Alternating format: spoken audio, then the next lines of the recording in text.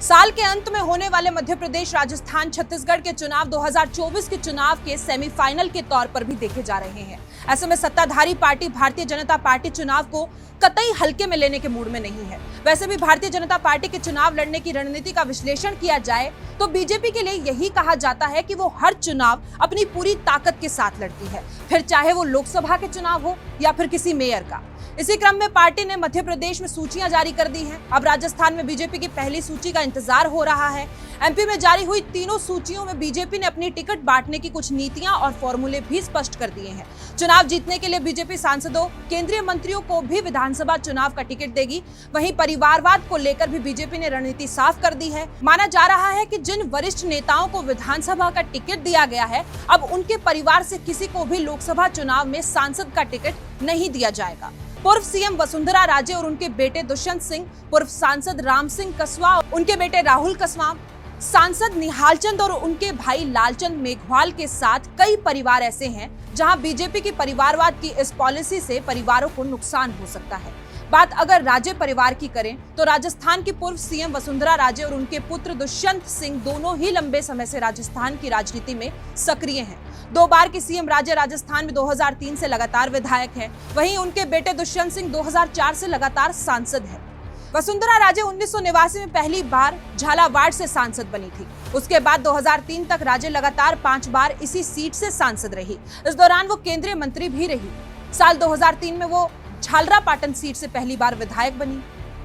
तब से इस सीट पर चुनाव जीत रही हैं। उनके बेटे दुष्यंत सिंह की बात करें तो वो परिवार की सुरक्षित सीट झालावाड़ से ही सांसद का चुनाव लड़ते आए हैं। 2004 के बाद 2019 तक लगातार 4 बार दुष्यंत सिंह इस सीट से चुनाव जीत चुके हैं। बीजेपी से जुड़े जानकार बताते हैं कि परिवारवाद को लेकर वर्तमान पॉलिसी के अनुसार देखें तो ये संभव है कि दोनों में से किसी एक को टिकट ना मिले। अगर राजे 2023 में विधानसभा का चुनाव लड़ती हैं तो शायद दुष्यंत को 2024 लोकसभा चुनाव में टिकट ना मिले या फिर विधानसभा चुनाव को देखते हुए अलग समीकरण बनाए जाए।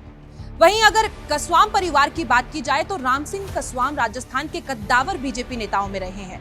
चूरू से सांसद, सादुलपुर से विधायक रहे हैं। उनकी पत्नी कमला कसवाम भी सादुलपुर से ही विधायक रही हैं। वहीं उनके बेटे राहुल कसवाम फिलहाल चूरू से सांसद है।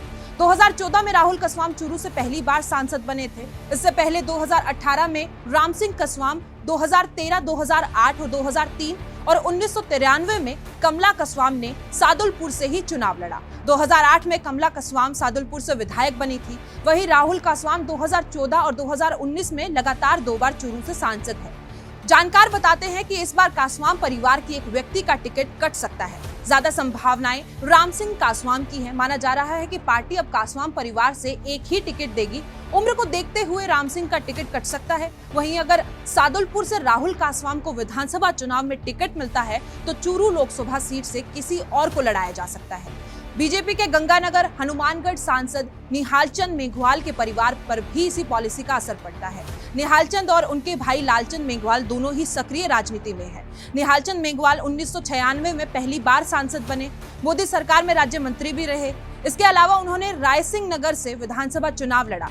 उनके भाई लालचंद मेघवाल भी बीजेपी से विधानसभा चुनाव लड़ रहे हैं। 2003 में लालचंद मेघवाल ने बीजेपी के टिकट पर रायसिंह नगर से चुनाव जीता था। लालचंद मेघवाल इस बार भी रायसिंह नगर से टिकट मांग रहे हैं। निहालचंद मेघवाल को 7 बार सांसद का टिकट मिल चुका है। वहीं 2 बार विधानसभा का चुनाव भी लड़ चुके हैं। इधर उनके भाई भी टिकट मांग रहे हैं। ऐसे में इस बार विधानसभा और लोकसभा चुनाव को मिलाकर दोनों में से किसी एक व्यक्ति को ही टिकट मिलेगा।